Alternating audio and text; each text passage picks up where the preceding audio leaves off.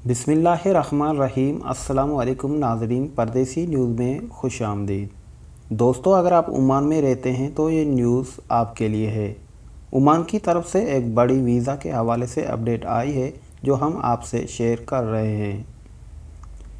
दोस्तों, वीज़ा के हवाले से पहले ओमान में ये कानून था कि अगर आपका ओमान का वीज़ा एक्सपायर हो जाता था तो आपको 1 माह का वक्त दिया जाता था और आप 1 माह के अंदर अंदर अपना वीज़ा न्यू करवा देते थे और ऐसा कोई भी चांस नहीं था कि आपका वीज़ा रीन्यू नहीं होगा, यानी कोई मना नहीं थी, बिल्कुल ही 0% चांस थे कि आपका कोई मसला होगा। लेकिन जो अभी न्यू रूल है, न्यू ओमान अपडेट आई है, वो कुछ इस तरह से है कि ओमान में जितने भी खारजी रहते हैं, अजनबी रहते हैं, जो गैर ओमानी लोग हैं, उनको अपना वीज़ा का एक्सपायर होने से 15 दिन पहले एप्लीकेशन सबमिट करवानी होगी।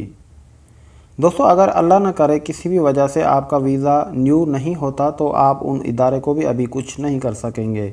इंशाल्लाह अल्लाह पाक सारी आसानी करेगा। लेकिन आज की न्यू अपडेट ओमान की तरफ से यही थी जो हमने आप तक पहुंचाई कि अगर आपका वीज़ा एक्सपायर होने वाला है तो वो 15 दिन पहले आपको जो है एप्लीकेशन सबमिट करनी होगी। और पहले वाला कानून जो है वो चेंज हो चुका है।